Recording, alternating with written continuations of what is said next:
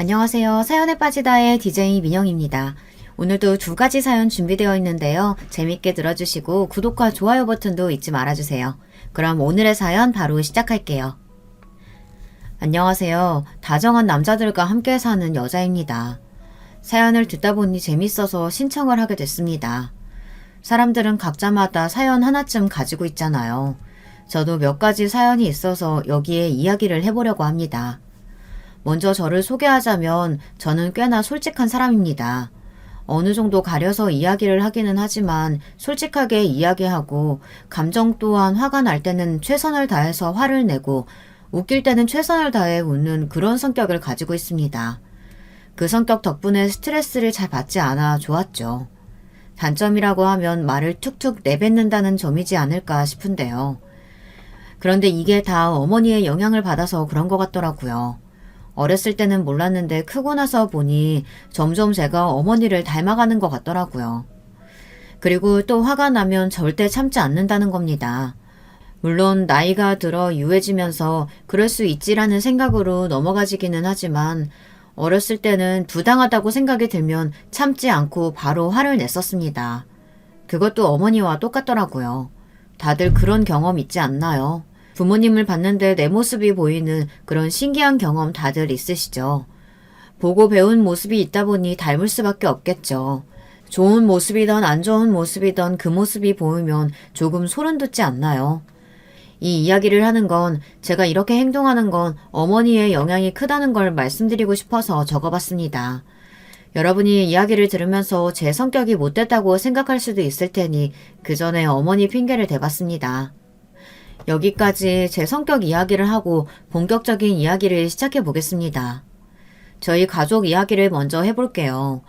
어렸을 때 저희 집은 꽤나 잘 사는 집이었어요. 그렇다고 지금은 못 사는 건 아니지만 어렸을 때 정말 부유하게 살았습니다. 친가도 잘 사는 편에 속했지만 외가는 정말 잘 살았거든요. 그리고 외동딸이라 그런가 외할머니와 외할아버지가 저희 어머니를 끔찍히 아껴 많이 지원을 해주셨거든요. 그래서 어렵지 않게 살 수 있었죠. 그런데 여러분, 아무리 돈이 많다고 해도 화목하게 사는 건 아니더라고요. 꽤나 재미있게 살았습니다.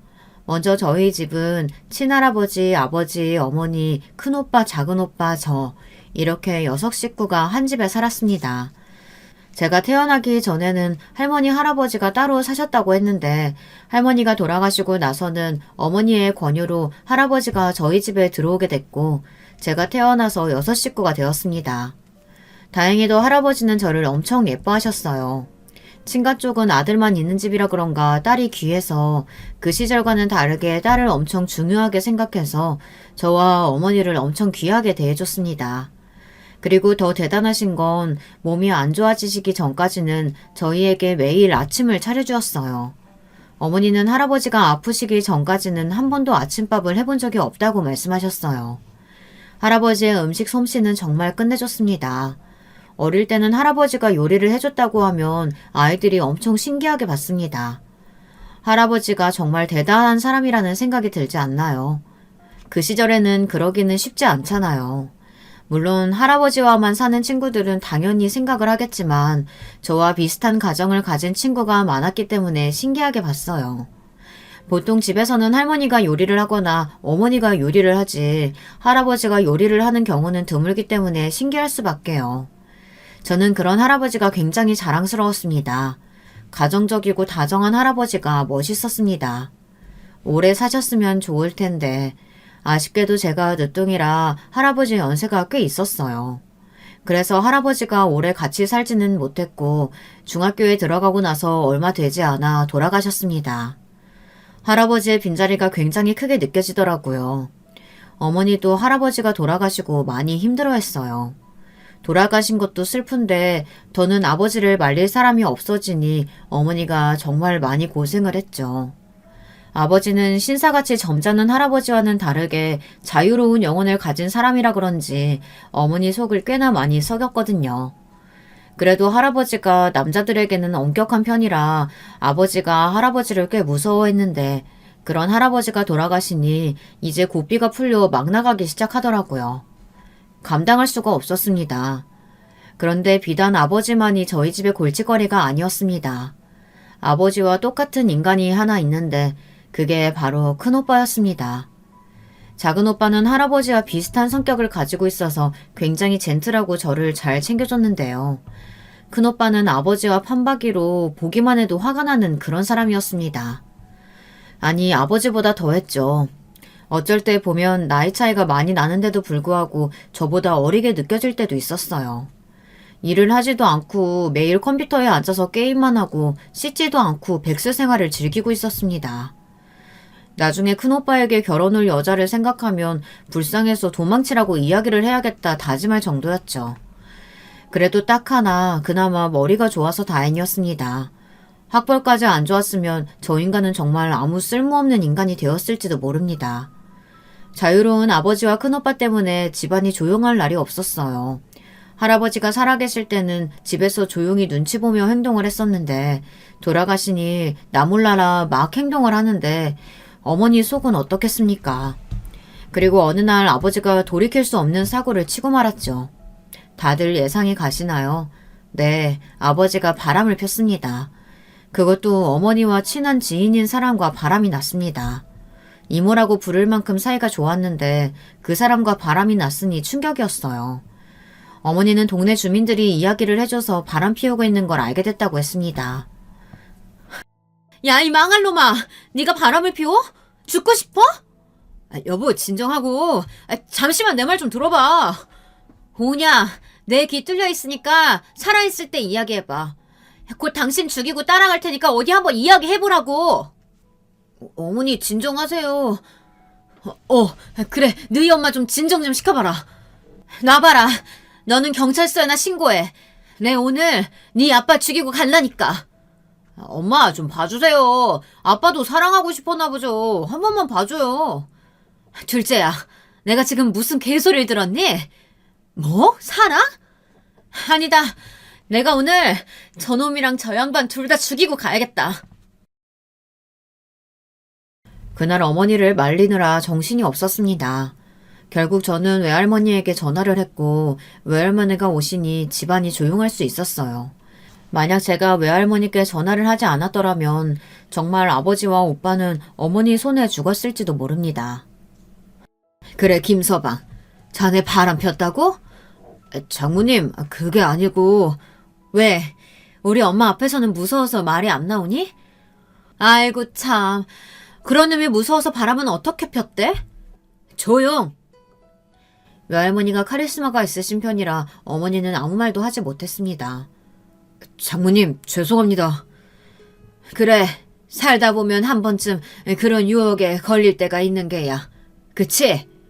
네, 장모님. 제가 미쳤나 봅니다. 어떻게 됐었나 봐요. 제가 멍청한 놈입니다. 헐씨구? 그래, 멍청한 선택이지. 그러니 집에서 나가게. 네? 할머니! 몰래 듣고 있다가 갑자기 아버지 보고 나가라고 해서 저도 당황해 저도 모르게 외할머니를 불렀습니다. 우리 똥강아지 듣고 있었니? 어쩔 수 없다. 너희 아빠는 바람을 폈으니 이 집에서 나가야 하지 않겠니? 할머니는 제법 그럴듯한 말로 저에게 이야기를 했습니다. 할머니의 이야기를 듣다 보니 이해가 가더라고요. 잘못을 했으니 쫓겨날 수밖에 없죠. 장모님, 저 갈 곳이 없는데 한 번만 봐주시면 안 될까요? 사과는 내가 아니라 내 딸한테 하고 자네 돈이 없는 것도 아니잖나. 혼자 살 집은 구할 수 있는 걸로 아는데 그걸 바라고 바람핀 거 아닌가? 이 집 내가 해준 걸로 알고 있는데 나가려면 자네가 나가야 하는 거 아닌가? 결국 아버지는 집을 나가고 말았습니다. 그런데 큰오빠라는 놈은 아버지가 나갔다며 너무한 것 아니냐며 시금을 전폐하고 방 안에 계속 박혀있더라고요. 자기를 이해해줄 수 있는 사람은 아버지 하나라면서 아버지마저 없으면 어떻게 사냐고 울고불고 난리가 났습니다. 다 큰 성인이 그러고 있으니 정말 가관이었어요. 그럼 너도 네 아빠 따라 나가던지. 어머니는 아버지를 따라가라고 이야기했지만 그건 싫었나 봅니다. 당연하죠. 넓은 집을 두고 갈 이유는 없지 않겠어요. 그런데 며칠 뒤 아버지를 따라간다고 짐을 싸고 나가는 겁니다. 큰오빠가 집을 나갈 줄 몰랐지만 저는 신경 쓰지 않았어요. 그저 그때는 저 망나니 같은 오빠를 보지 않아도 된다는 생각에 기분이 좋았죠. 어머니도 신경 쓰지 않았어요. 오히려 좋아했습니다. 제발 들어오지 말라고 고생을 해봐야 한다며 앞으로 집에서 마음 편히 있을 수 있을 것 같다고 좋아하셨죠. 그리고 사고를 치고 돌아올 줄은 몰랐지만요. 아니 어느 정도 예상은 했지만 큰 사고를 치고 돌아올 줄은 몰랐습니다. 하지만 꽤 긴 시간 동안 아버지와 큰오빠는 같이 지냈고 저는 작은오빠와 어머니와 같이 살았습니다. 작은오빠는 좋은 직장에 취업을 하게 됐고 결혼도 하게 됐습니다. 고등학교 때 조카가 생겼고 작은오빠네는 행복하게 살았죠. 그리고 저도 성인이 되어 대학교에 가서 공부를 했고 거기서 선배를 만나 사귀게 되었습니다. 그리고 몇 년 동안 연애를 하고 결혼을 하게 됐어요. 나름 잘 결혼했다고 생각이 들었습니다. 시부모님도 다정하시고 저를 굉장히 좋아해 주셔서 특별한 문제는 없었어요. 문제라고 하면 너무 좋아해 주시니 부담스럽다고 해야 할까요? 작은 문제라도 찾자면은 시누이만 빼고는 아무 문제가 없었습니다. 1년 동안 달달한 신혼을 즐기고 얼마 뒤 신우가 저희 집에 살게 됐습니다. 잠깐 동안만 지낸다고 해서 허락했는데 며칠이 몇 달이 되어가고 있더라고요. 아가씨, 집 알아보고 계시죠? 시댁이 대전인데 신우가 저희 집 쪽에서 자취를 하고 싶다고 저희 집에서 조금 지내도 되냐고 물어봤거든요. 그때는 분명 며칠만 신세를 지고 괜찮으면 바로 집을 계약하고 나가겠다고 해서 돈을 준다는 거 그냥 있으라고 했는데 나갈 기미가 보이지 않더라고요. 그런데 갑자기 신우가 말을 바꾸는 겁니다. 언니, 저 혹시 몇 달만 더 살아도 돼요? 마땅히 좋은 집도 없고 어디를 구해야 할지 모르겠더라고요. 그래서 말인데 제가 돈을 좀 드릴 테니 조금만 더 봐주시면 안 될까요? 네? 그리고 제가 집안일을 다 할게요. 아가씨, 몇 달은 힘들 것 같아요. 저희도 저희만의 시간이 필요하잖아요. 언니, 한 번만 부탁드릴게요. 정말 좋은 집들이 없어서 그래요. 네? 네? 신우의 부탁에 저는 남편과 한번 상의해보겠다고 이야기를 했습니다. 남편은 자기도 조금 불편하기는 하지만 신우의 자취 문제로 시부모님이 걱정이 한두 가지가 아니라고 하더라고요. 솔직히 신우가 자취할 이유는 없었습니다. 일을 하는 것도 아니고 학교를 다니는 것도 아니고 단지 자취를 하고 싶어서 집을 나온 거라 자취를 꼭 할 필요는 없었던 것이죠. 그리고 시댁이 잘 사는 편도 아니고 부담스럽기도 했을 것 같습니다. 그래서 제가 시부모님께 전화를 드렸죠. 어머니 잘 계시죠? 그래 잘 있지. 잘 있고? 아유 우리 애 때문에 힘들지? 아가씨 때문에 전화드렸어요. 어머니 저희 집에서 일단 지내게 하고 제가 잘 설득해서 다시 집으로 보낼게요. 걱정 마세요. 아이고 네가 고생이 많다. 그래도 되겠니? 애가 내 말은 듣지를 않아서 말이다. 자기는 꼭 자취를 해야겠다고 하지 뭐니. 너도 알잖니. 우리 집이 그리 넉넉하지도 않은데 자취라니. 아유 일을 하는 것도 아니고 내가 보기에는 서울에서 친구들이랑 놀고 싶어서 가는 것 같은데 그런 이야기하면 또 화를 내게 뻔해서 말도 못하고 내가 못 산다 정말. 어머니 걱정 마세요. 제가 잘 이야기해 볼게요. 그래 내가 참 너한테 고맙다. 네가 우리 집 복덩이야. 고마워. 신우이가 불편하기는 했지만 시부모님과 남편을 봐서라도 잘 설득해서 돌려보내야겠다고 생각했습니다. 저는 남편과 상의를 해본 후 3달 정도 신우와 더 같이 살다 신우를 다시 시댁으로 보내버리자고 이야기를 했어요. 3달이요? 3달은 너무 짧은데. 아가씨 서울에 놀러 왔어요? 아가씨 취직하겠다고 자극받고 열심히 하겠다고 온 거 아니에요? 그건 맞는데 그동안 마음에 드는 집이 없으면요? 아니 싼 집들은 다 좁고 이상하고 좋은 집은 비싸서 엄마 아빠가 뭐라고 할 것 같고. 너도 이제 스스로 돈 벌고 내야지. 언제까지 부모님 등골만 빼먹을 거야? 그러는 오빠는? 오빠 학교 보낸다고 무리해서 일하셔서 엄마 아픈 거잖아. 야, 뭐? 저는 순간 제 큰오빠와 저를 보는 것 같았어요. 이렇게 있다가는 싸움만 날 것 같아 중간에서 정리를 해줘야 했어요. 자, 그만! 아가씨, 그래도 오빠는 장학금도 받고 열심히 아르바이트도 하고요. 군대 가서 돈도 차곡차곡 모아서 어머님 아버님께 돈도 다 드렸어요. 그리고 자기 쓸 돈도 모아뒀고요. 그리고 좋은 회사 들어갔잖아요. 그런데 아가씨는 지금 뭐 하는 것도 없고 보니까 공부한다면서 놀기만 하고 안 그래요? 그리고 솔직히 자취할 이유가 없잖아요. 아니 그건 아가씨 3달 동안 어디 놀러 가지 말고 취업 준비 열심히 하세요. 그리고 이제 아르바이트로도 하면서 자기 용돈 자기가 벌고요. 정말 열심히 사는 것 같으면 제가 아가씨 집 보증금은 내드릴게요. 대신 월세는 아가씨가 내야 돼요. 어때요? 네? 서울에 왔는데 어떻게 놀러도 안 가고 3달 동안 취업 준비를 해요. 그리고 저 아르바이트 한 번도 해본 적 없는데.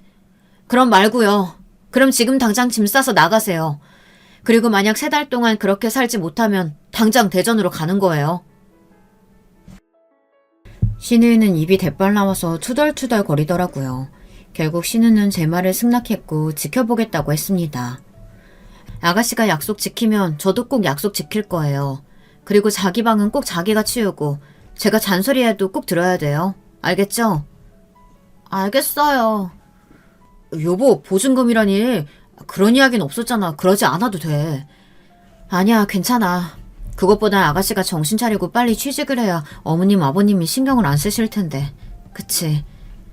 그리고 며칠 뒤 시어머니도 보증금 이야기를 들으셨나 봅니다. 그럴 필요 없다고 자기네들이 알아서 하겠다고 말하더라고요.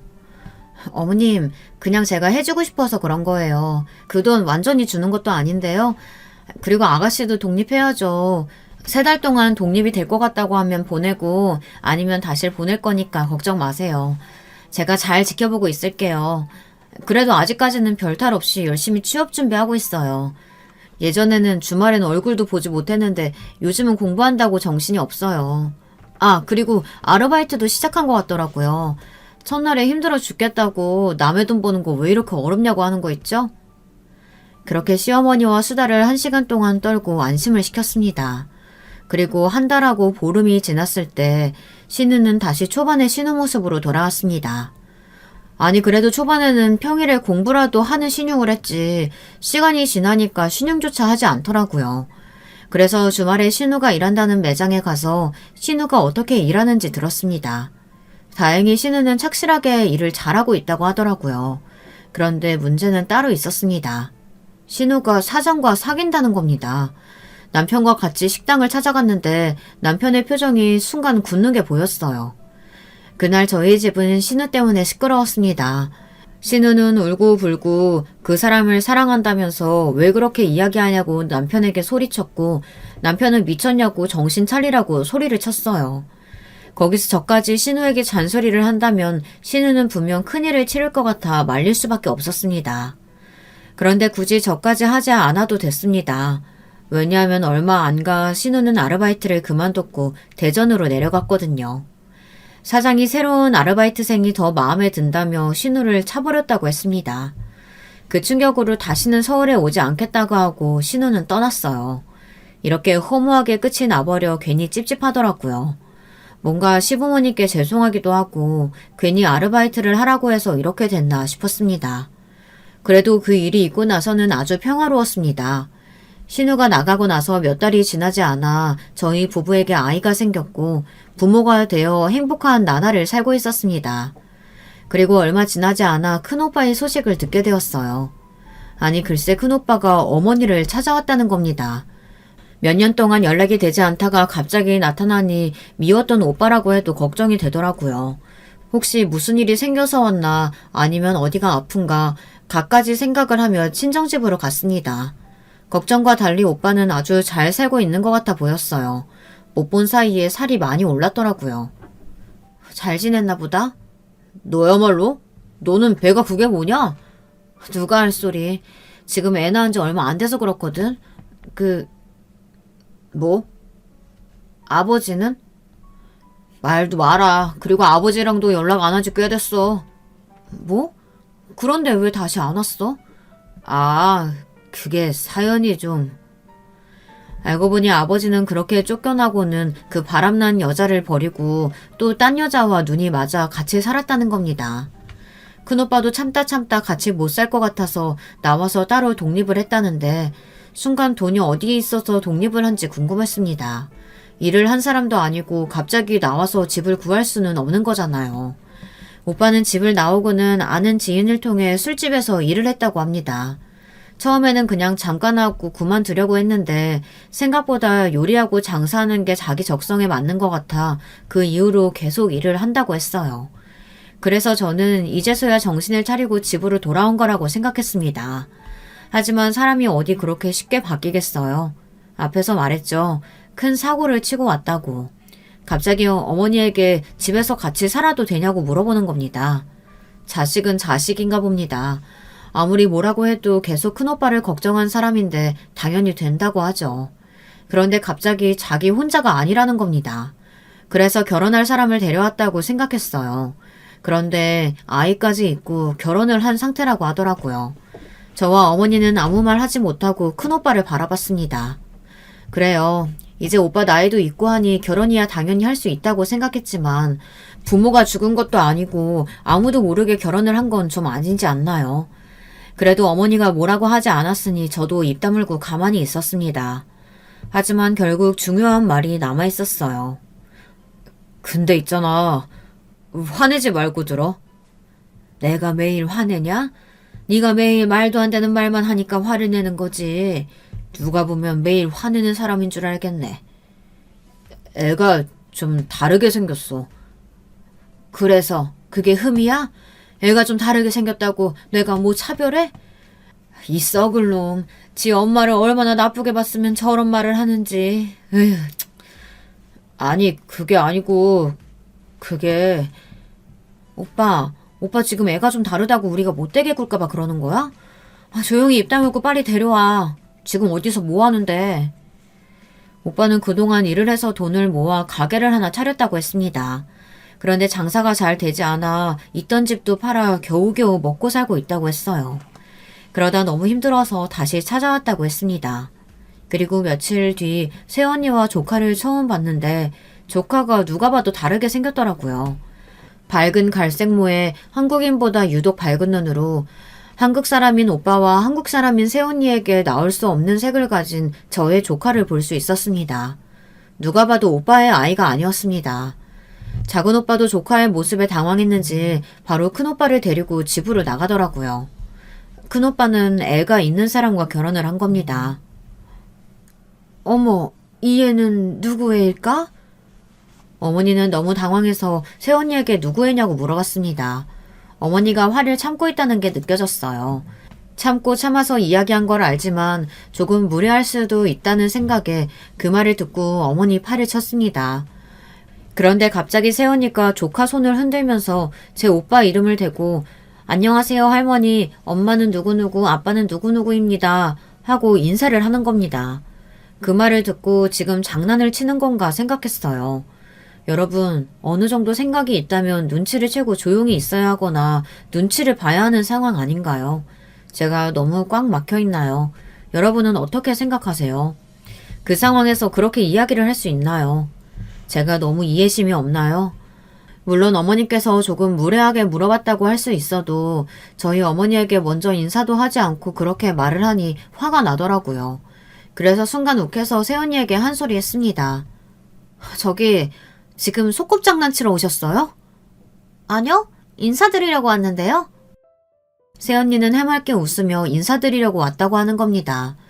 그 순간 오빠놈이 단단히 큰 사고를 쳤구나 생각했습니다.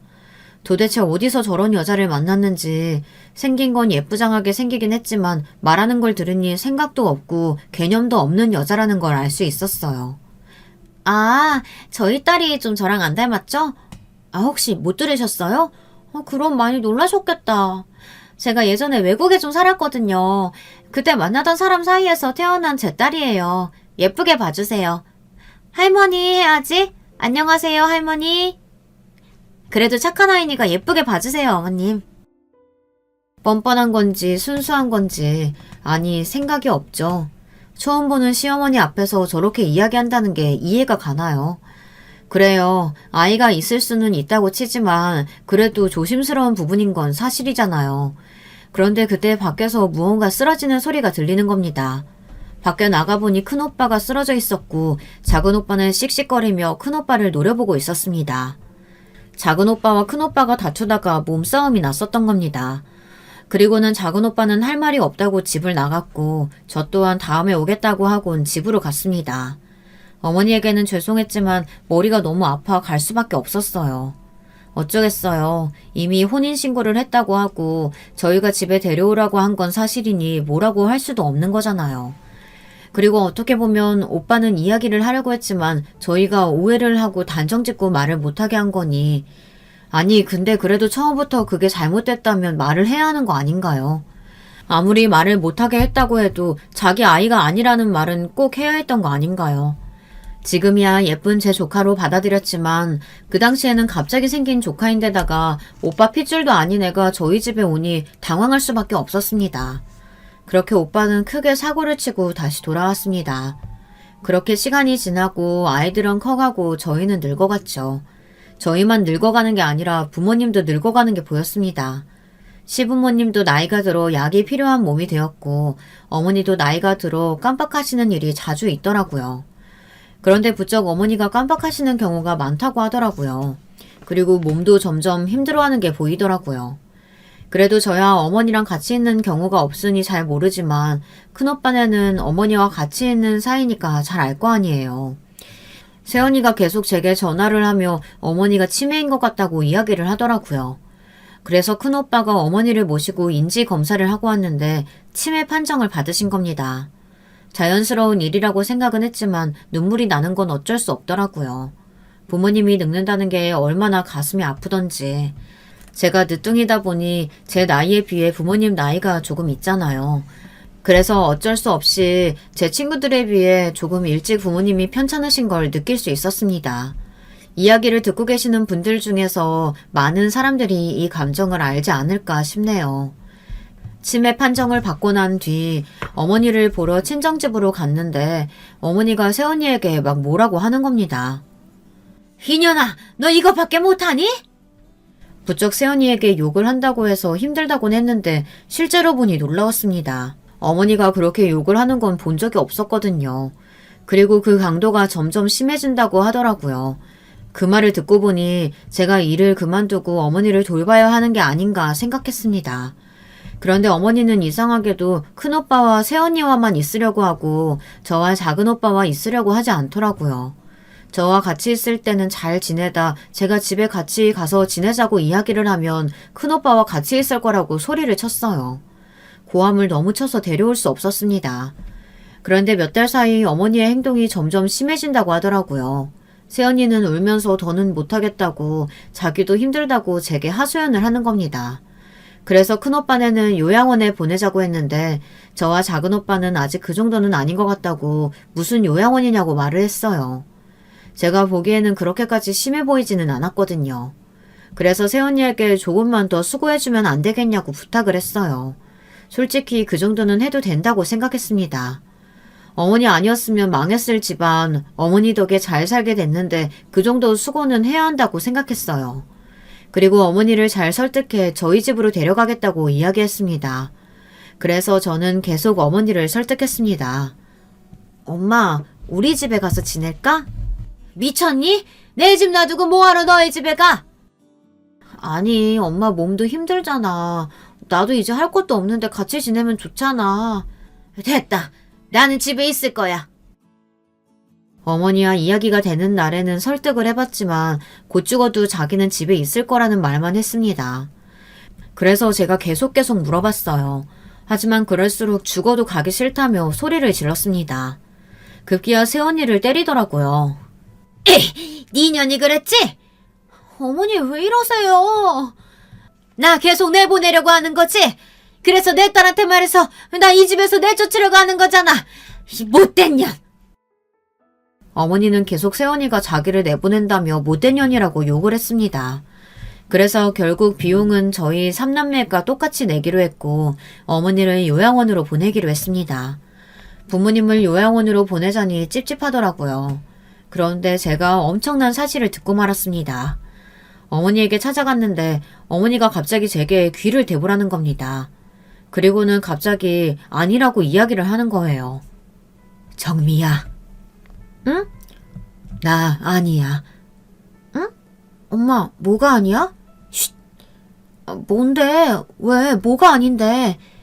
정미야, 나 치매 걸린 거 아니다. 엄마, 왜 그래? 어머니는 갑자기 자기가 치매에 걸린 게 아니라고 하는 겁니다. 순간 어머니가 정말 뭐가 문제가 있나 싶어 무섭게 느껴졌습니다. 그리고 저는 어머니에게 충격적인 말을 들었어요. 그 말을 듣고 믿을 수가 없었어요. 어느 날 어머니는 목이 말라 물을 마시러 나왔다가 새언니와 큰오빠가 이야기하는 걸 우연찮게 들었다고 했어요. 자기 이야기를 하는 것 같길래 어머니는 방문 앞에서 무슨 이야기를 하나 듣고 있었는데 새언니가 큰오빠에게 언제 이 집이 자기네 집이 되냐고 물어봤다는 겁니다. 어머니는 처음에 그 이야기를 듣고 그런 생각을 하고 있었다는 게 발칙해 바로 뭐라고 하려고 했는데 큰오빠가 조금만 기다리라면서 요즘 깜빡하는 것 같아 조만간 말을 꺼낼 수 있을 것 같다고 이야기를 했다고 하더라고요.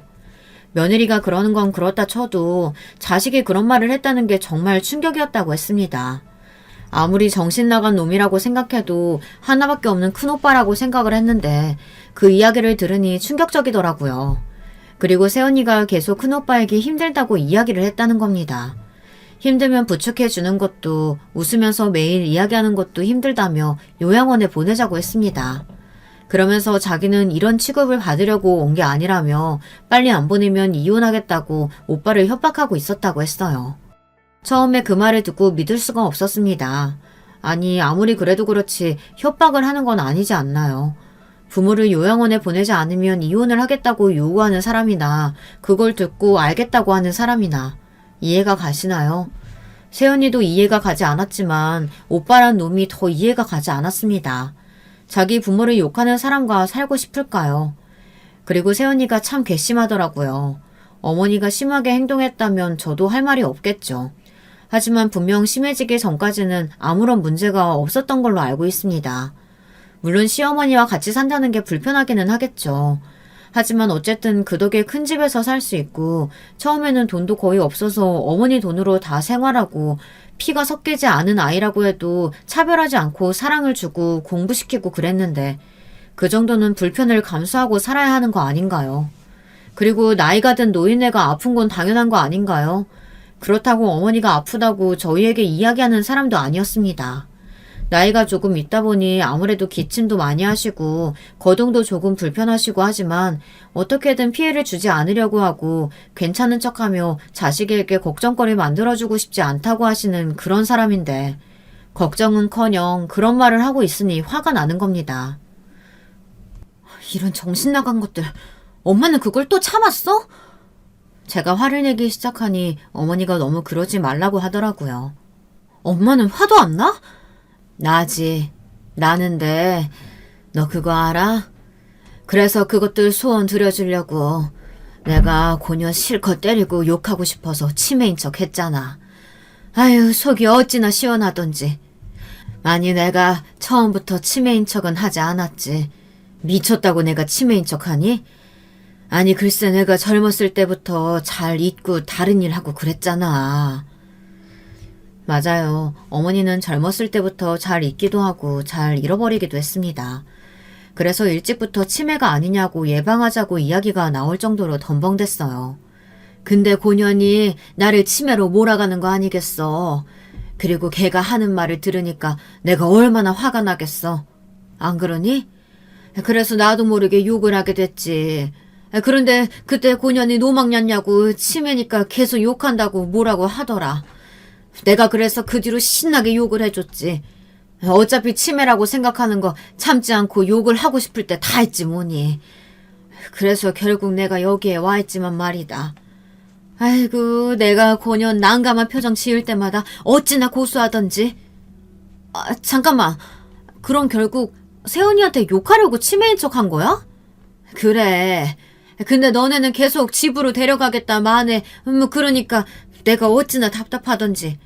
너희는 그렇게 눈치가 없어서 되겠니? 순간 저는 그제야 모든 사실을 알게 되어 마음이 놓여 웃고 말았습니다. 어머니다운 복수였어요. 그렇다고 치매인 척하는 사람이 어디 있겠어요. 그런데 실제로 저희 어머니가 치매인 건 맞았습니다. 왜냐면 어머니가 가끔 정말로 밥을 먹었는지 화장실을 갔는지 잊기는 했으니까요. 그런데 어머니가 욕을 하기 시작하니 당연히 더 심해졌다고 생각을 할 수밖에 없었죠. 근데 그게 다 연기였다니 혼자 그런 생각을 했다는 게 생각하면 할수록 어이가 없어 웃었습니다. 그러다 어머니도 자기 행동이 어이가 없었는지 둘 다 배꼽 잡고 웃었죠. 그래도 다행이다. 근데 엄마 여기서 괜찮아? 불편하면 말해. 퇴소하고 우리 집에서 지내자. 그리고 엄마 그래도 그렇게 심하지 않아서 다행이야.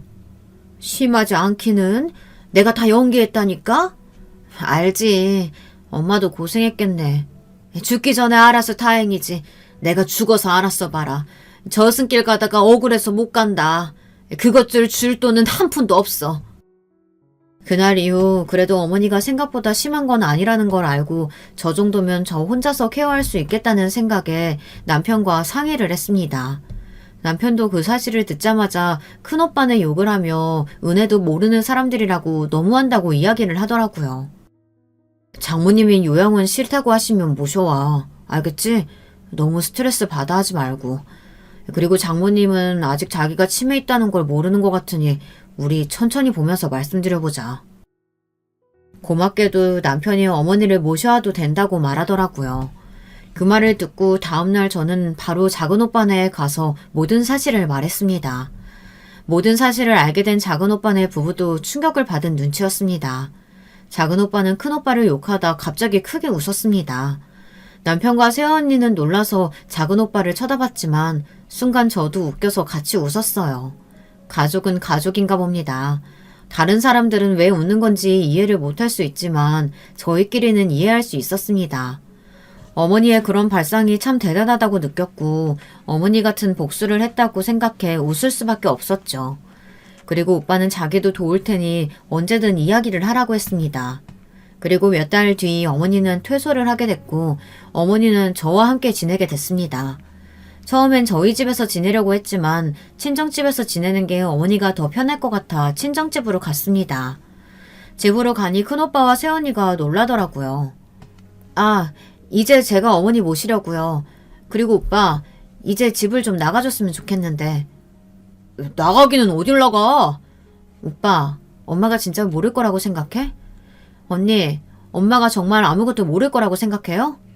알아요. 둘 다 무슨 생각하고 어떤 속셈인지 다 알아요. 그러니까 허튼 생각하지 말고 당장 나가. 언니, 시어머니 돌보느라 고생했어요. 이제 일 안 하니까 제가 다 케어할 수 있어요. 그렇게 통보를 하고 몇 분 정도 실랑이를 피웠습니다. 무슨 소리 하는 거야? 마음대로 어머니 데리고 오고 제정신이야? 오빠야말로 제정신이야? 오빠가 어머니 자식 맞아? 미친놈아, 정신 차려. 너 엄마 아니었으면 망했어. 참으려고 했지만 저도 모르게 순간 폭발하고 말았습니다. 오빠는 진짜 인간도 아니야. 어떻게 자식이 돼서 그렇게 이야기를 할 수가 있어? 오빠는 여전히 엄마를 그냥 돈줄로 보고 있는 거지? 그리고 언니, 진짜 양심이란 게 있어요? 어떻게 감히 그런 걸로 협박을 할 수 있어요? 왜요? 엄마가 요양원 안 갔으면 정말 이혼이라도 하려고 했어요? 아니요. 언니는 절대로 이혼 못했을 거예요. 할 줄 아는 거라고는 남자 꼬시는 거밖에 못하잖아요. 저희 오빠도 잘 사는 집 아들 아니었으면 결혼 안 했죠? 자기가 이야기했죠. 잘 사는 집안에서 태어났다고. 큰아들이라 자기한테 다 해줄 거라고. 그거 하나 믿고 오빠랑 결혼했죠? 그만 안 해? 못해. 너 한 번만 더 이야기하면 가만히 안 둔다. 왜? 때리게? 때려봐. 그런데 그때 세원이가 제 뺨을 때리는 겁니다. 뺨을 맞고 저는 어처구니가 없어 세원이를 쳐다봤습니다. 그런데 그때 어머니의 고함 소리가 들렸습니다. 이년이? 너 미쳤어? 그리고는 갑자기 세원이도 막 폭발하기 시작했더라고요. 네, 왜요? 저는 뭐 욕심내면 안 돼요? 아니 그만큼 노력했으면 저를 딸처럼 예뻐해줘야 되는 거 아니에요? 처음에 어머니가 저를 좋아하는 것 같아서 기대했어요. 그런데 그냥 남보다 조금 친한 정도로 저를 대하더라고요. 그래서 많이 노력했어요. 어머님한테 예쁨 받으려고 노력했다고요. 저는 새언니의 말에 조금도 이해를 할 수가 없었습니다. 어머니가 처음에 새언니를 좋아했다는 것부터 이상했어요. 그리고 노력을 했다고요.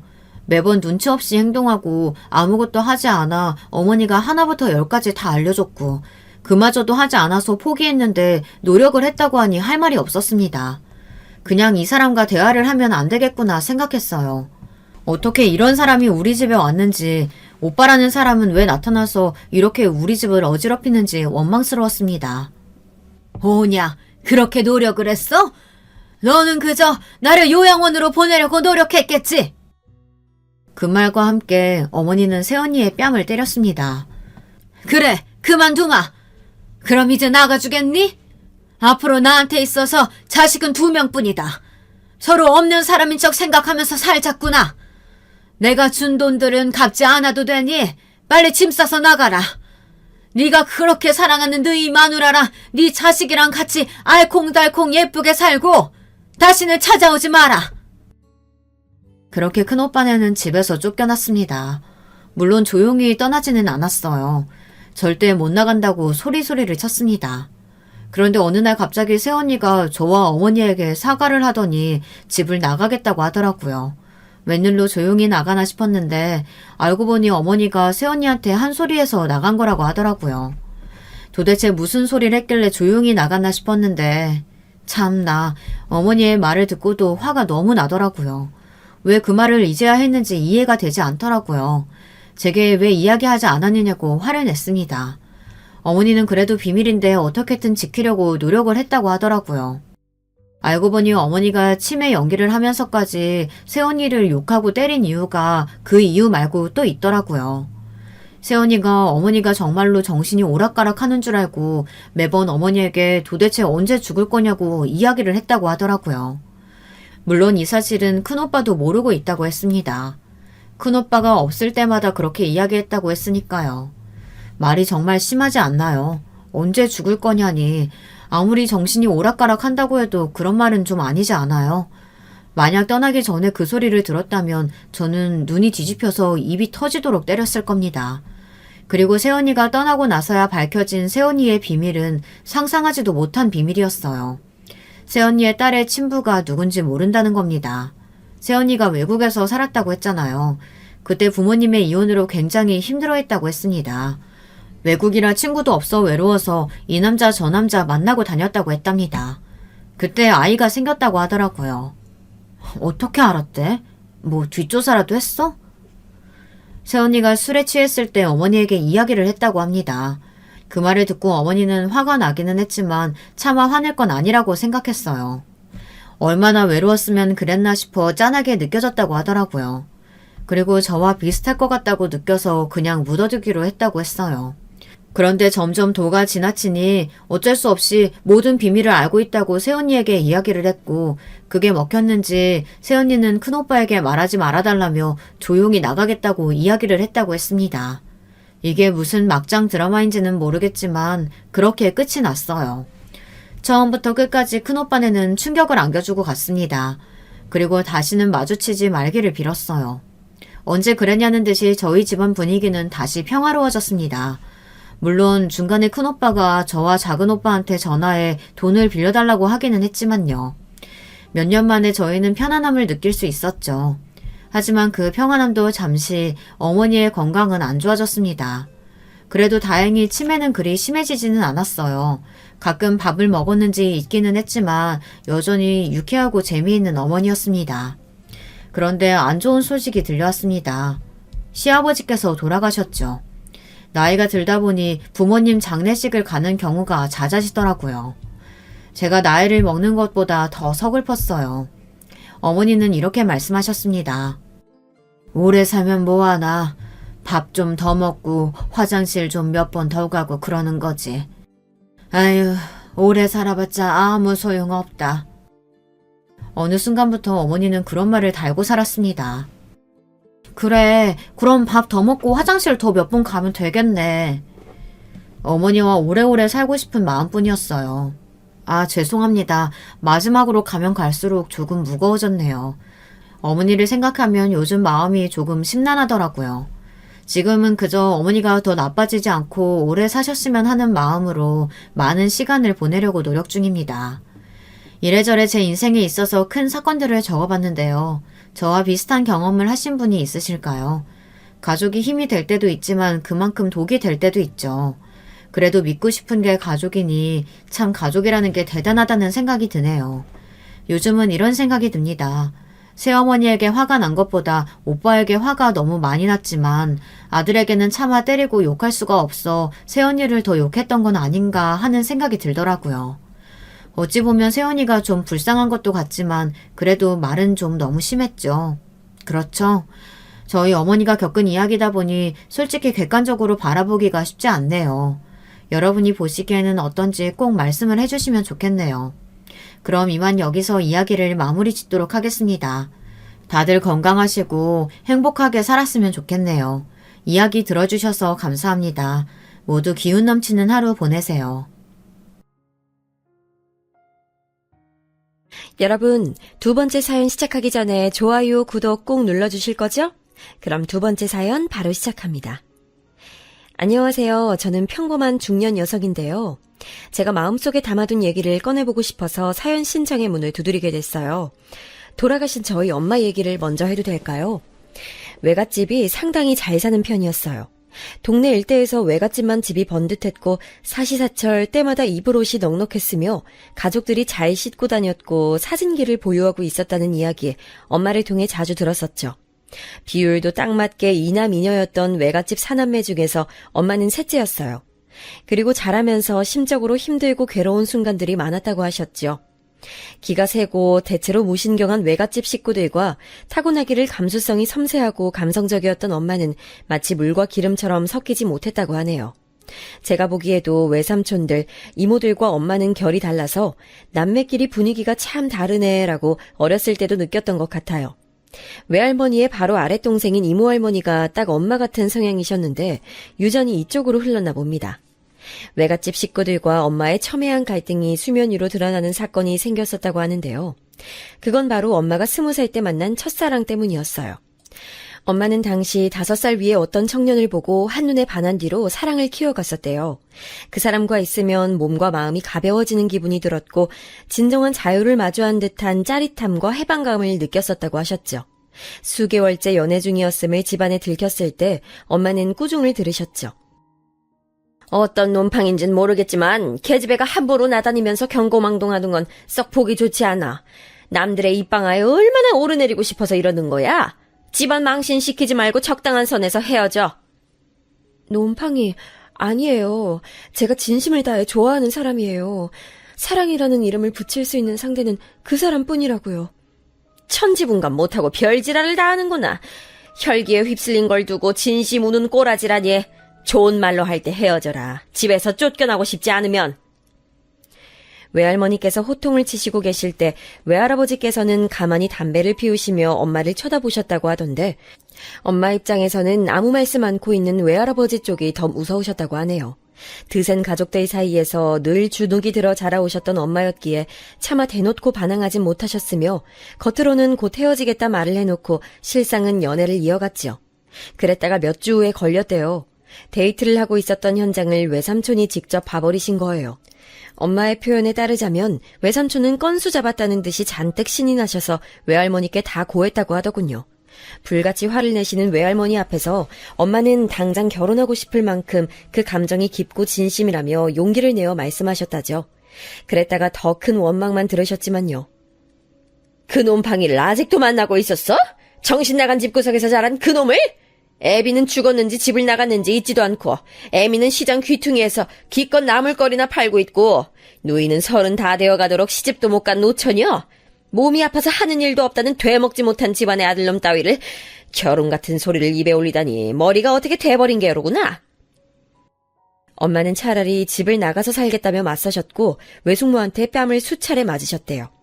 당시 외숙모는 외삼촌과 결혼하기로 모든 약속이 되어 있는 상태라 이미 한 가족이나 다름없으셨기에 집안일에도 끼신 거였죠. 참고로 외숙모는 외갓집이 살았던 곳의 옆 지역에서 유지로 꼽히는 집안의 고명딸이셨다고 해요. 엄마 빼고는 다들 한마음 한뜻이었다는 거죠. 잘난 놈하고 결혼해서 우리 집안에 면을 더 세워줄 생각은 않고 아무짝에 쓸모도 없는 놈하고 만나면서 시간 낭비다 해? 너같이 도움 안 되는 천치가 또 있을까? 외할머니께서 혀를 끌끌 차시며 엄마를 노려보셨는데 그 눈빛에는 일말의 애정, 기대, 신뢰 같은 게 없고 오로지 경멸과 실망 같은 감정만 보여서 엄마는 그날 심하게 맞았던 뺨보다 마음이 더 아프셨었대요. 외할아버지와 외삼촌의 공작으로 동원된 무서운 남자들이 엄마의 연애 상대를 찾아갔고 호되게 당한 그 사람으로부터 얼굴 한번 다시 제대로 보지 못한 채 엄마는 이별 통보를 받게 됐죠. 1년에 걸친 사랑이 씁쓸하게 끝나버렸던 거예요. 엄마의 딸로서 이 이야기를 들었을 땐 기분이 참 묘했고 왠지 민망하고 창피한 마음이 컸었는데 나이가 들어갈수록 이상하게 엄마의 심정이 이해가더라고요. 얼마나 억울하고 분통이 터지셨을지 어려서부터 자기 뜻대로 무엇 하나 해주지 않았던 가족들이 자기의 애절한 사랑마저 망쳐놨으니 엄마는 답답해서 미칠 작정이셨을 거예요. 그 후로 엄마는 마음의 문을 닫고 사시며 외갓집에서 주선한 만남을 모두 거절하셨대요. 하지만 언제까지 그리 구실 수는 없었고 외할머니께서 내미신 이 정도 집안이면 네가 어려워하진 않을 것이라는 배경을 지닌 남자와 결국 만나보게 되셨죠. 타고난 집안 배경은 훌륭치 못하였으나 그 자신의 두뇌가 뛰어난 덕에 개천에서 난 용이 되었던 남자였죠. 외갓집에서는 그 남자의 천재성 짙은 두뇌를 높게 평가했고 그 남자의 집안에서는 외갓집의 여유로운 경제력이 필요했죠. 엄마는 떠밀려서 그 남자를 만나본 후에 정중하고 군더더기 없는 사람인 것을 깨닫고선 집에서 이 남자보다 괜찮은 됨됨이의 사람을 구하기란 쉽지 않겠다는 생각이 드셔서 결혼하기로 했죠. 엄마가 반쯤은 자포자기의 심정으로 현실과 타협하여 결혼하신 그 남자가 바로 제 아버지세요.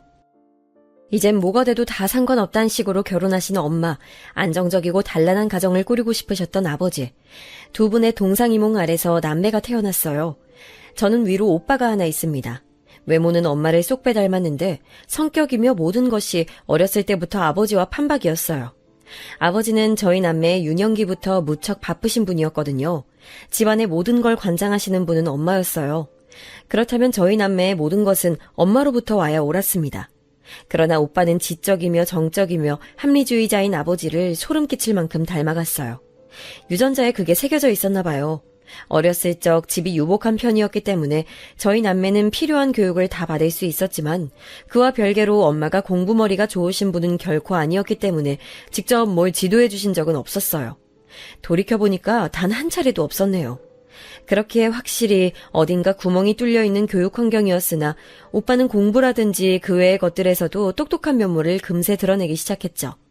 문제를 바라보는 시각부터 이미 자기 또래 친구들하고는 차원이 달랐던 것으로 기억해요. 우리 아들은 갈수록 자기 아빠를 닮아가네. 그러지 말았으면 좋았을 것을. 너도 이제 다 크고 나면 날 무시하려 들 거고 날 비웃어대면서 그렇게 나를 초라하게 만들겠지. 엄마가 넋이 나가선 중얼거리셨던 모습이 기억나네요. 어렸을 땐 미처 알아차리지 못한 부분이었으나 엄마는 늘 피해의식에 사로잡혀 계셨어요. 세월이 갈수록 그 정도가 더 심해지셨고요. 이를테면 이런 식이었죠. 내가 멍청해서 머리가 나빠서 그리고 집에서 멸시당하고 살아온 자식이라서 원하지도 않았던 결혼까지 하고 애 낳고 산다고 그렇게 생각하고 있지? 당신은 똑똑하고 잘났는데 멋진 사회생활하면서 그렇게 사는데 난 꼭두각시로 살아와서 계속 그렇게밖에 못 사는 거라고 생각하고 있잖아. 내가 초라해 보이지? 내가 우습지? 가끔 엄마가 아버지를 향해 무서운 표정을 지으며 그렇게 윽박지르셨던 것에서 피해의식의 종류를 알 수 있었어요.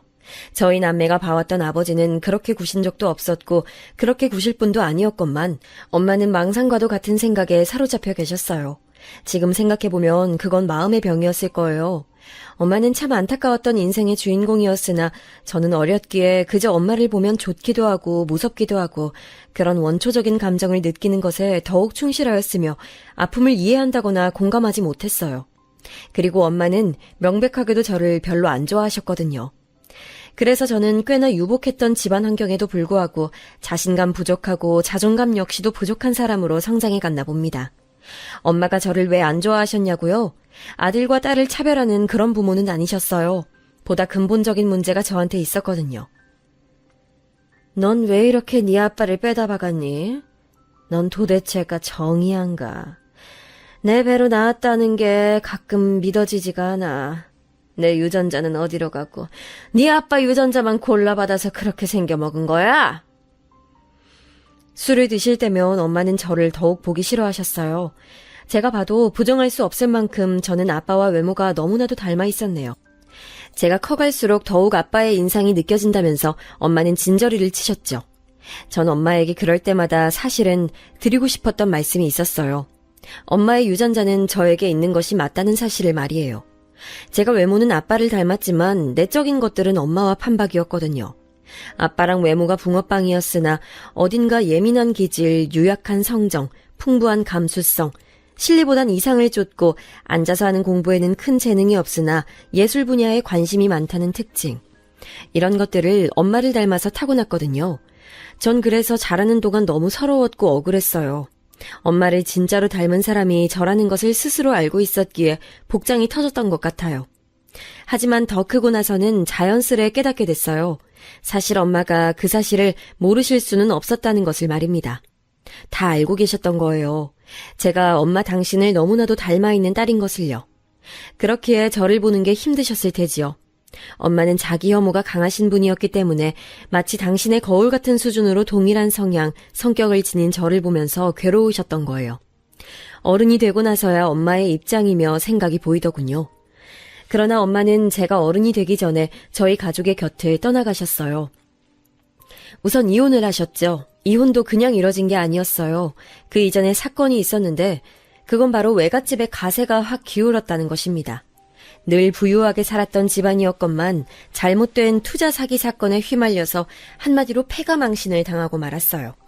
함께 발을 담그고 있었던 외가 쪽 친척들도 다 타격을 입었고요. 외갓집에서 손을 뻗어온 건 바로 저희 집이었어요.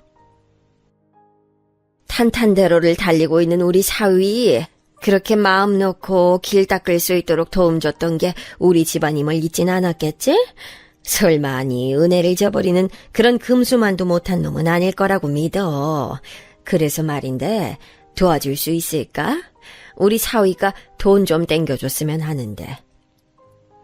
며칠에 걸쳐서 빗발친 연락, 마지막으로 외할머니의 전원을 받던 엄마는 폭발하셨어요. 화를 내며 전화기를 집어던지셨고 그걸로도 부족하셨는지 멀리 던져진 전화기를 발로 차면서 마구 망가뜨리셨죠. 저랑 오빠는 눈치만 한껏 보면서 방문 앞에 서서 그 모습을 멀찍이 보고만 있었고요. 한참을 거친 숨을 몰아쉬시던 엄마는 이내 웃기 시작하셨습니다. 아주 환한 웃음을 지으시면서 실컷 웃으셨어요. 행복해 보이시기도 했고 재미있어서 미치겠다는 웃음으로 비치기도 했어요. 드디어 망했구나. 이 망할 놈의 집구석이 정말로 망해버렸어. 내 인생 망친 종자들. 망해도 싸지. 도와달라고? 그간 도움을 줬었다고? 웃기는 소리 하지 말라 그래. 염치가 있으면 내 남편한테 그런 말을 할지언정 나한텐 그런 소리 하지 말아야지. 혼잣말을 오래 하시며 엄마는 배를 잡고 웃으시며 완전히 박장대소를 하셨어요. 오빠는 저한테 제 방에 들어가서 나오지 말라 그랬고요. 방에 들어와서 거울을 본 순간 제가 너무 놀랐어요.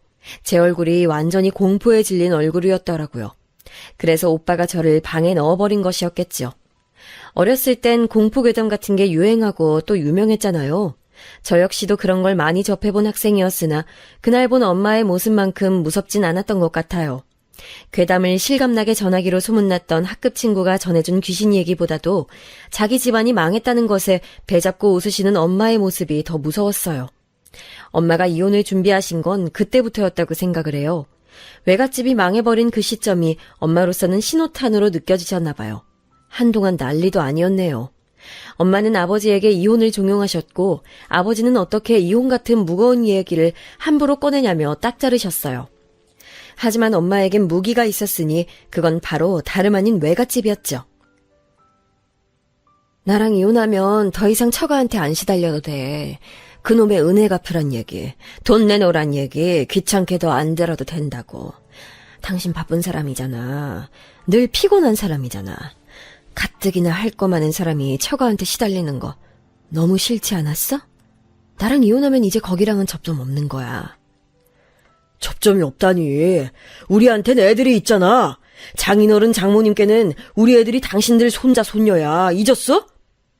아니, 걱정 안 해도 돼. 난 내가 낳은 아들딸이 내 손 조금도 타지 않고 커왔으며 아들딸이 가지고 있는 모든 생각과 사상은 당신에게 온 거라고 난 그렇게 내 부모한테 말할 거니까. 당신이 혼자 키운 애들인 거야. 그렇게 생각해. 난 당신이 지난 세월 골치 아파한 지금은 지긋지긋해하고 있는 당신의 처가와 함께 조용히 사라질게. 그러면 되는 거야. 당신은 애들하고만 오붓하게 살면 되는 거라고. 진짜 미치는 거야? 처가 사정이 많이 힘들어진 걸 기회 삼아서 나한테 이혼 얘기 꺼내는 기회 잡은 거. 그래, 내가 이것까진 다 알겠고 이해했어. 근데 왜 애들을 저버리면서까지 나랑 이혼을 하려고 드는 거야? 남자가 있는 것도 아니잖아. 외도할 사람이 아닌 걸 내가 잘 알아. 그런데 대체 왜 애들도 이제 자기 앞가림할 줄 아는 나이가 됐기 때문에 편한 시간들만 남았으면서 굳이 이혼을 하려고 드는 건지 그 이유를 모르겠어. 우리 서로 사랑하진 않았어도 그동안 좋았잖아. 부부로서 문제없이 잘 살았잖아. 그게 문제야. 그게 문제라고. 나는 늘 사랑하는 남자와 결혼해서 살고 싶었어. 왜 그런 걸 중요하게 여기고 따지냐고?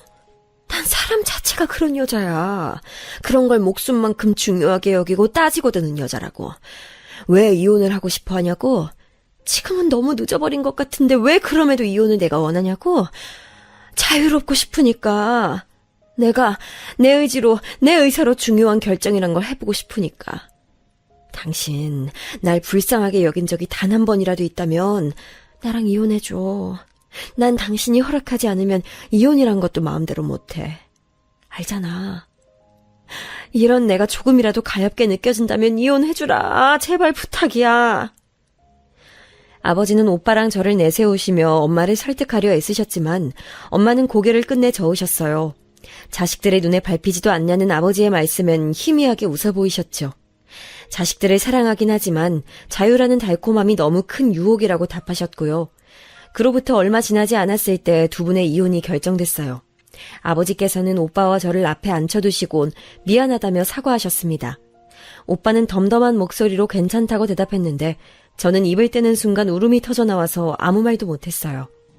외갓집에서는 난리를 쳐댔지만 엄마가 무슨 수를 쓰신 건지 이혼하시곤 외갓집에 가서 깽판을 한번 치셨는데 그 이후로 외갓집이 잠잠해졌어요. 더 이상 아버지에게 돈 내놓으라는 요구를 하지 않았죠.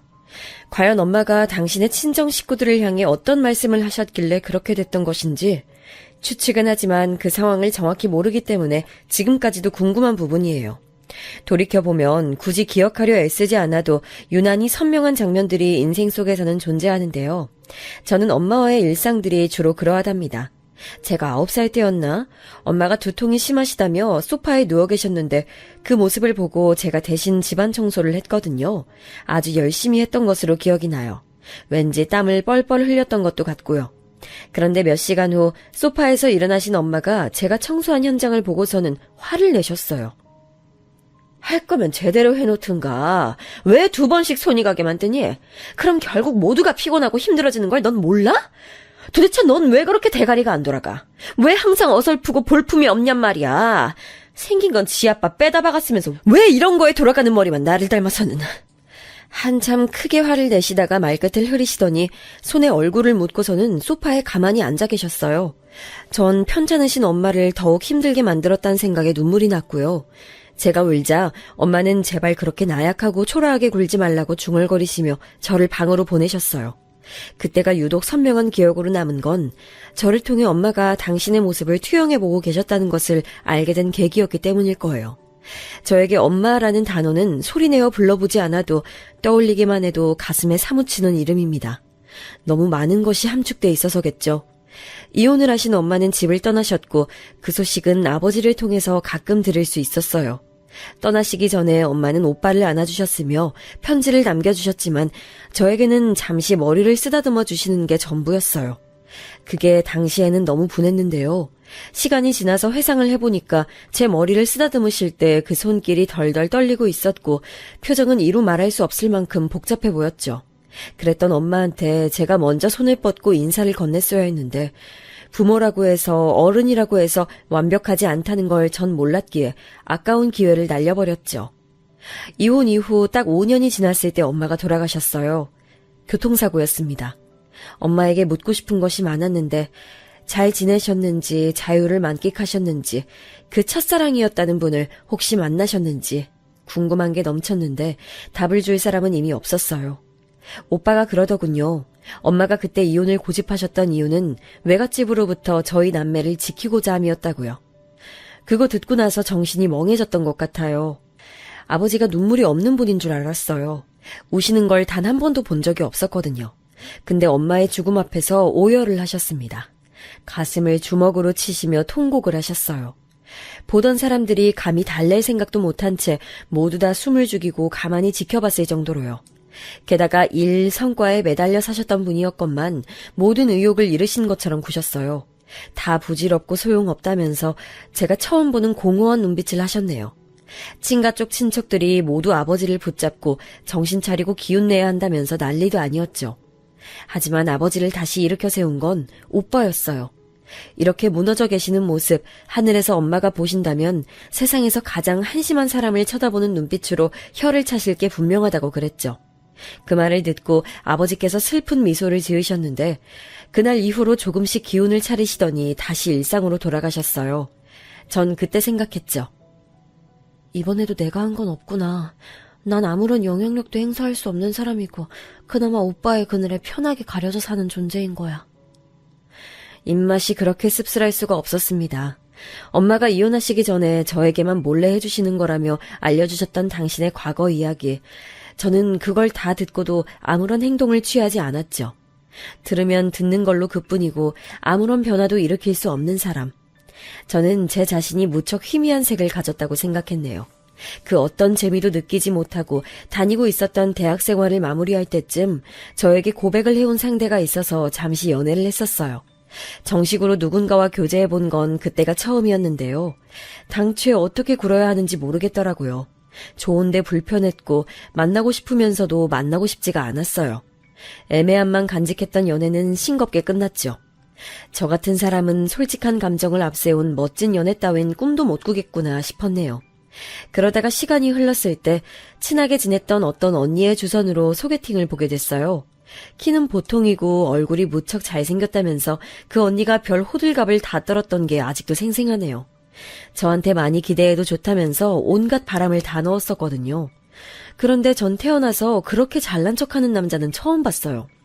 자기 같은 남자랑 이런 자리에서 만나는 걸 제가 가문의 영광으로 삼아야 한다는 등 자기는 목소리가 하도 근사해서 학교 선생님들은 물론 동네 어르신들이 다 칭찬을 해댔다는 등 자기의 유머 감각은 보통 세련된 게 아니라서 코미디언의 뺨을 왕복으로 치고도 남는데 얼굴이 잘생겨서 굳이 코미디언을 하지 않는 거라는 등 제가 시계를 확인했었는데 자기 자랑만 40분을 넘게 했어요. 저는 입 한 번 떼어보지 못하고 어색하게 웃으면서 장단을 맞춰줬었네요. 그런데 제가 워낙 내향적이었고 눈치를 보는 성격이었기 때문에 차마 그 남자한테 제발 좀 닥치라는 소리를 할 수가 없었네요. 한심하고 웃기죠? 그러는 대신에 속으로 합리화를 시작했던 거예요. 자기 자랑 많이 하는 걸 보니 자신감 넘치는 남잔가 보다. 말을 많이 하면 같이 있을 때 어색하진 않겠다. 이런 식으로 애써 그 남자의 장점을 만들어냈습니다. 끌려가듯 맞춰주면서 그 남자를 몇 번 더 만났어요. 이게 연애인지 아닌지도 모르겠더라고요. 근데 딱 3번째 만났을 때 그 남자가 저한테 이런 말을 하는 게 아니겠어요? 잘나신 부친을 두셔서 그런가 우리 송이 씨는 조금 비싸게 구는 경향이 있네요. 새초롬하게 나오고 다른 여자 같았으면 어설픈 수작 부리지 말라고 제가 혼을 내줬을 텐데 송이 씨는 잘 나가는 부친을 두셨으니 그러실 자격이 있기 때문에 제가 좋게 봐드리겠습니다. 역시 집안 배경이 사람의 최고 가치인 법이죠. 안 그래요? 그 소리 듣고 제가 너무 당혹스러워하고 있는 와중에 아예 쐐기까지 박더라고요. 제 아버지가 잘나신 분이고 제 오빠가 잘난 사람이라서 저를 만나고 있는 거라고요. 그런 조건이 아니었다면 자기같이 멋진 남자가 고작 저를 만나줄 이유는 없다는 듯 아주 무례하게 굴었어요. 거울을 보지 않아도 저는 그 순간에 제가 얼굴이 시뻘개졌음을 알 수 있었죠. 왜냐하면 얼굴이 불타오르는 것처럼 뜨거웠기 때문이에요. 저는 제가 아니라 제 집안 배경을 보고 있는 사람에게 제 시간을 낭비하고 싶지 않아요. 알아들으셨을 거라고 믿겠습니다. 여기까지만 하고 헤어지시죠. 알만한 사람들끼리 왜 이러세요? 송이 씨도 제 얼굴이 잘생겼다니까 만나보는 거 바로 오케이 사인 보내셨었다면서요. 다 들었습니다. 각자가 원하는 게 있는 건데 너무 예민하게 나오시네. 생기신 것에 비해서 얼굴값을 너무 많이 한다고 스스로 생각 안 하세요? 본인이 탤런트 수준이라고 생각하시는 것 같은데 전혀 아니고요. 재수없다는 소리 많이 들어보셨을 것 같은데 그쪽이야말로 너무 뻔뻔하게 나오시네요. 소심한 편인 제가 폭발해서는 그 남자랑 엄청 싸워버렸죠. 그렇게 끝내버렸어요. 이상하게 그 남자를 겪고 나니까 돌아가신 엄마 생각이 나더라고요. 왜인지는 지금도 모르겠네요. 저는 그 남자랑 썰전을 벌이고 끝냈던 일을 별거 아니라고 스스로 치부했으나 실상은 그게 아니었나 봐요. 은근하게 속에 후유증이 남아서 다시는 상대에게 제 집안이 어떠한지 밝히고 싶지 않아졌어요. 그러한 배경 조건을 안 따지고 오롯하게 저를 바라봐주는 남자를 찾아서 만나고 싶단 욕심이 그때 생겨났을지도 모르겠습니다. 추잡했던 썰전으로 인한 이별, 그때 이후로 몇 달이 지났을 때였어요. 저는 그 남자랑 3번 정도 가봤던, 그리고 마지막 대미를 장식했던 썰전의 장소에 다시 가보게 됐죠. 멋스러운 카페였답니다. 제가 혼자 들어가서 커피 한 잔 시키고 앉아있는데 카페의 젊은 남자 사장이 직접 저에게 커피를 서빙해 주었어요. 그러면서 웃으며 저에게 말을 건넸죠. 안녕하세요. 오늘은 혼자 오셨네요? 저는 그 사장의 목소리가 그렇게 근사한 줄 처음 알았습니다. 자기 목소리가 근사하다며 자랑을 해댔던 그 남자의 목소리보다 훨씬 나았던 건 두말할 필요도 없었죠. 원래 같이 왔던 사람과는 헤어졌다고 머뭇거리며 제가 말했어요. 이상하게 그 사장과 눈을 못 마주치겠더라고요. 저에 비하자면 그 사장은 사람 자체가 여유로워 보였고 훨씬 더 어른스러운 면모를 갖춘 듯 했어요. 자기 가게를 운영하면 저런 멋진 기운을 가지게 되는 것인지 이런 시답잖은 생각을 하면서도 저는 그날 연신 그 사장 쪽을 힐끗거렸죠. 며칠 뒤에 또 그 카페를 혼자 방문했는데 마침 직원은 아무도 안 보이고 그 사장 혼자 있었어요. 그날이 기회이자 운명이었죠.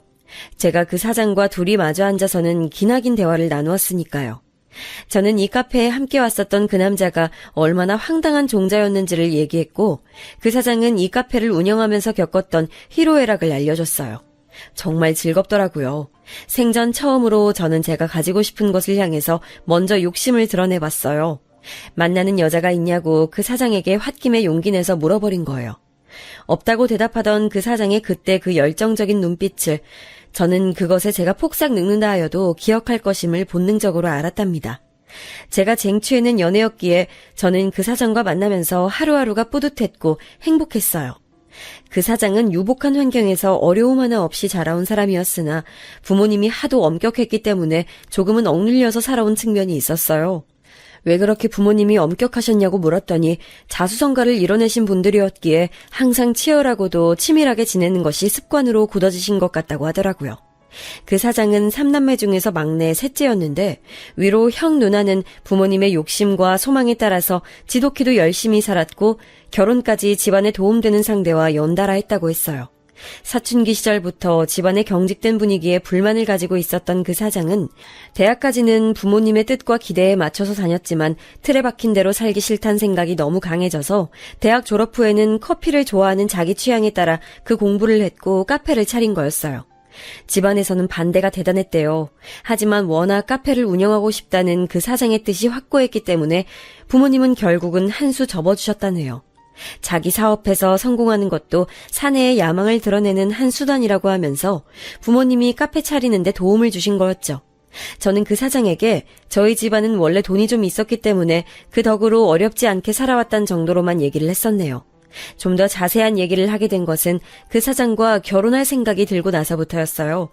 태어나서 결혼하고 싶다는 마음이 생긴 건 그 사장으로 인해서가 처음이었죠.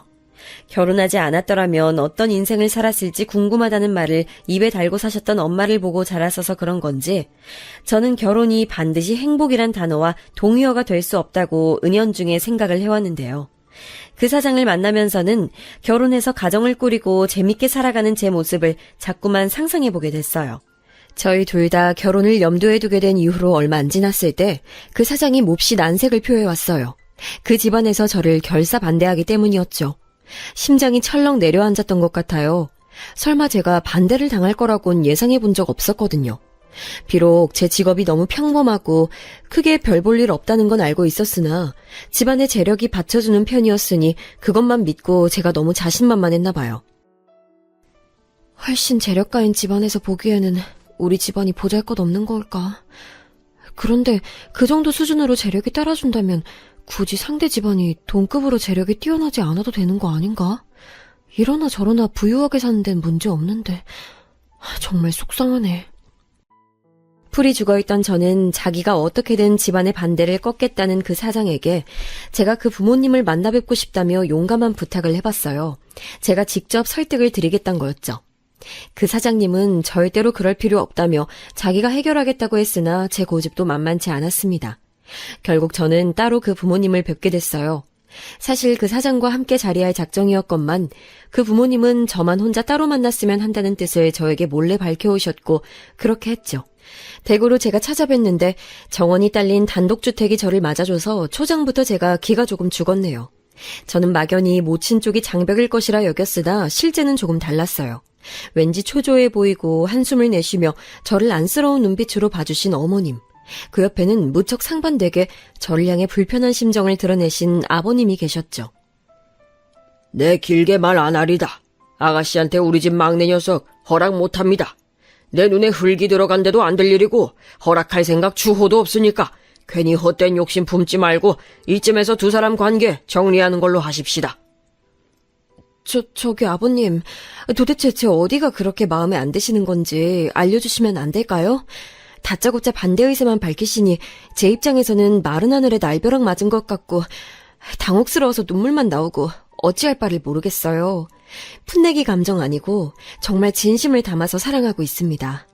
만약 제 집안의 재력 수준이 부족해 보여서 그러시는 거라면 제가 앞으로 제 진심을 보이며 그 부족한 부분 채울 수 있도록 죽을 노력 다하겠습니다. 각오는 저는 다 되어 있습니다. 믿어주세요.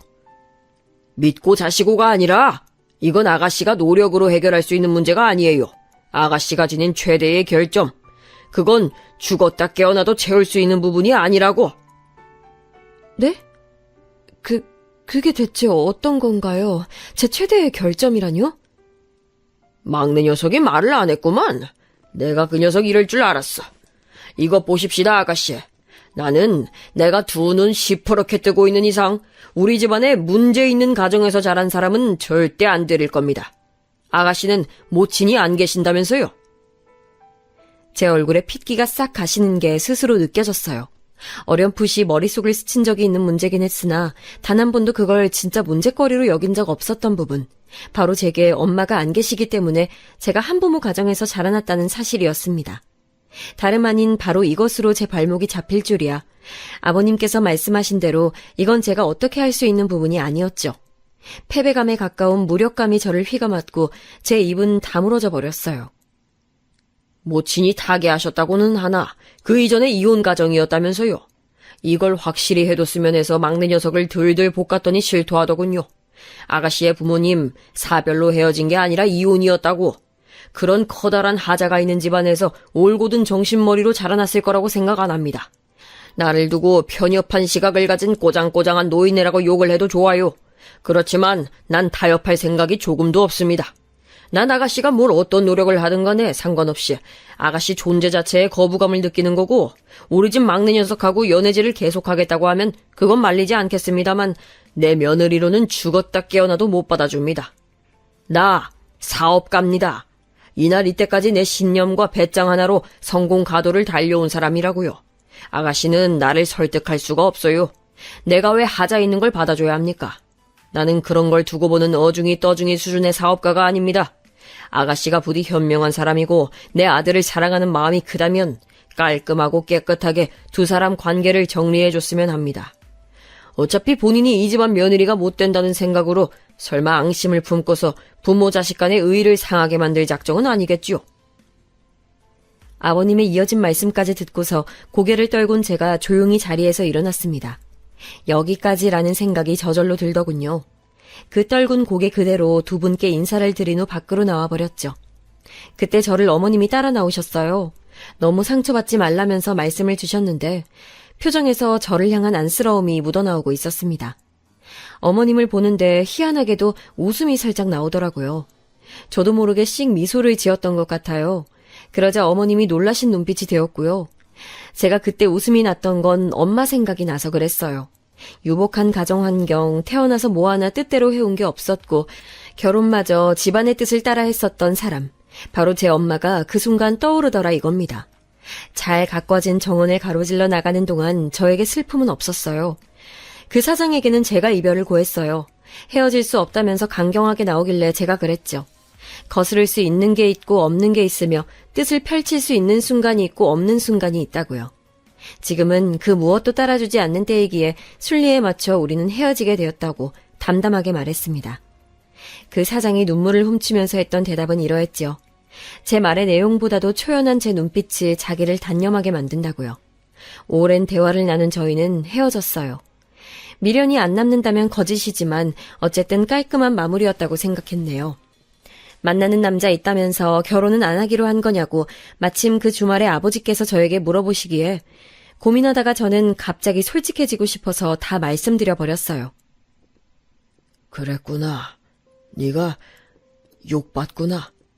고생했다. 그리고 내가 또 너에게 미안해지는구나. 아버지는 덤덤하려 애쓰시는 듯한 기색으로 그렇게 말씀하셨어요. 표현이 적으신 분일 뿐이라는 걸 이젠 알았기에 제가 안 보는 곳에서 무척 속상해하실 게 뻔해서 괜히 다 털어놨나 싶었네요.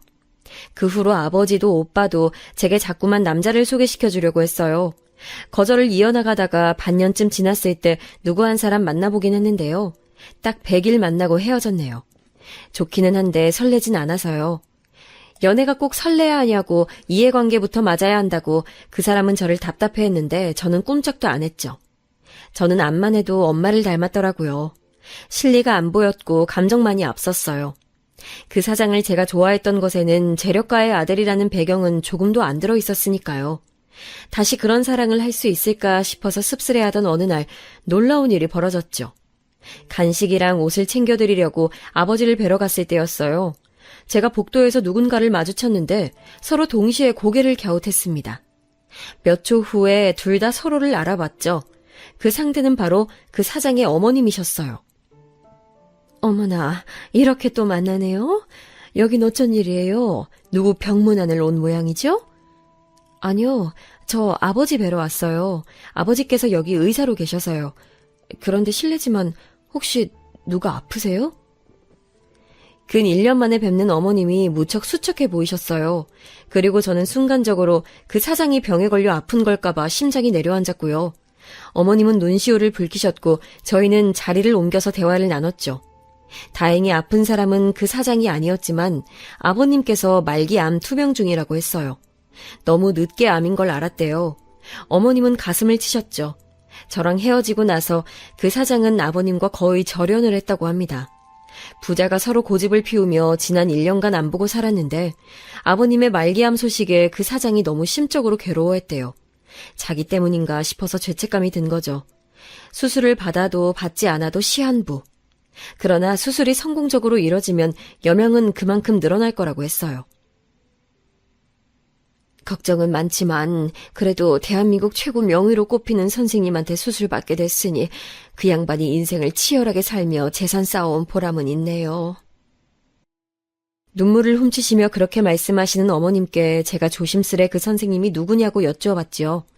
그랬더니 역시나 제 아버지 성함이 나오더군요. 제 안색을 살핀 어머님께서 왜 그러냐고 물으시기에 숨길 건 아닌 것 같아서 솔직히 말씀드렸어요. 그분이 제 아버지라고요. 그러자 어머님이 거의 뒤로 넘어가실 듯 놀라셨어요. 한사코 거절했으나 어쩌다 보니 제가 어머님의 손길에 이끌려서 아버님을 뵙고 말았어요. 저는 왜 어머님이 저를 그리로 데려가신 줄 알 수 있었죠. 왜냐면 사장이 거기 있었거든요. 서로 눈이 마주치자마자 굳어버렸어요. 그 사장만큼이나 아버님도 저를 보시곤 놀라신 눈치가 되었죠. 한눈에 저를 알아보신 거예요. 그리고 어머님께서 제 아버지가 누구인지 말씀을 하시자 아버님은 놀란 눈을 부릅뜨셨습니다.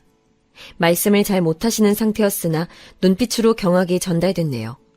그 사장의 형과 누나도 그날 왔는데 인연이 이렇게 이어졌단 얘기를 듣고 다들 놀랐어요. 저는 어머님에게 등을 떠밀려서 그 사장과 따로 밥을 먹으러 나갔고요. 한참 서로 아무 말도 안 하다가 아무렇지도 않게 대화를 시작했었네요. 마치 일주일 못 보고 만난 연인처럼 말이에요. 지금 생각해도 신기해요. 저희는 근황을 나누며 눈시울을 붉혔었죠. 그 사장은 저와 헤어진 후 여자를 전혀 만나지 않았더라고요. 누가 그러자고 한 것도 아닌데 자연스레 손을 잡고 병실로 올라갔었네요. 아버님은 저를 향해 입모양으로 미안했다고 전해주셨는데 그 자존심 강했던 분이 이렇게 약해지신 것에 가슴이 시큰했습니다. 저는 제 아버지께 이 인연을 밝히지 않겠다고 했어요. 대신 어쩌다가 알게 된 인연이란 식으로 둘러대서 아버지께 수술 잘 부탁드린다는 말씀만 전하겠다고 했죠. 그러자 감사하다면서 그 사장의 형 되시는 분께서 냉큼 인사를 전해오셨어요. 아무래도 저를 쳐냈던 집안이라고 하면 제 아버지께서 안 좋게 보실까봐 내심 걱정을 하셨던 모양이더라고요. 중요한 수술을 앞두고 제가 어떻게 아버지의 마음을 그런 식으로 흔들어 놓을 수 있었겠나요? 흔들리실 분도 아니지만 어쨌든 제가 그럴 위인은 아니었죠. 결론만 먼저 말씀드리자면 아버님의 수술은 성공적으로 끝났습니다. 예정 시간보다 훨씬 길어진 대수술이었고 아버지는 수술을 명성에 걸맞게 집도하셨고 아버님은 막강한 의지를 보이시며 회복하셨어요. 그리고 저희 모두가 놀라게 됐죠. 아버지는 제가 거짓으로 둘러댄 것을 듣고도 단박에 이 집안이 바로 내 딸을 쳐냈었던 그 집안이구나라는 것을 눈치채셨던 거예요. 그러나 중요한 수술을 앞두셨기에 내색 안 하시고 심기일전하셨던 것이죠. 왠지 죄송한 마음이 들었고 아버지가 너무 대단하신 분으로 느껴져서 존경심이 피어올랐네요. 선생님, 다 죽어가는 송장이었던 저를 더 살게 해주셔서 고맙습니다. 제가 염치불구하고 선생님과 사돈을 맺고 싶다는 말씀을 드려도 되겠습니까? 아버님의 발언에 제가 깜짝 놀랐는데 어머님은 예상하셨는지 빙그레 웃고 마시더군요. 아버지는 그건 오롯이 저의 선택에 달려있다면서 딸의 인생을 멋대로 좌지우지하는 아버지가 되고 싶지 않다는 대답을 하셨어요. 제가 그 말씀을 듣자마자 눈물이 차올랐어요.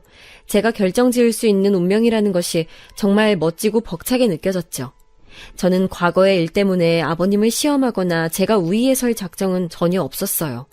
그 사장과 맞잡은 손이 영원하기만을 바랐으니까요. 그리고 7개월 후에 저희는 결혼식을 올렸습니다. 네, 그 사장이 바로 지금의 제 남편이에요. 100년회로 하겠다고 결혼하면서 약속했던 것처럼 아직까지 행복하게 함께 사는 중이죠. 아버님께서는 저희 결혼식 이후 딱 반년 만에 돌아가셨습니다. 모든 가족들이 지켜보는 앞에서 편히 눈을 감으셨죠. 돌아가시기 전에 제 뱃속에 있었던 손자 이름도 지어주고 가셨네요. 그 손자가 지금은 많이 컸답니다. 아버지께서는 치열하게 사셨던 과거를 뒤로한 채 현재는 유유자적한 일상을 보내고 계시네요. 손주들 보는 재미로 사신다고 말씀하세요. 아이를 낳고 키워보니까 왜 이렇게 이따금씩 저는 엄마 생각이 나는지 모르겠어요. 이건 제가 더 나이가 든다고 해도 변하지 않을 부분이겠죠? 제 가슴속에 든 이야기를 들어주셔서 모두 감사해요. 평안한 일상 보내시길 바랍니다.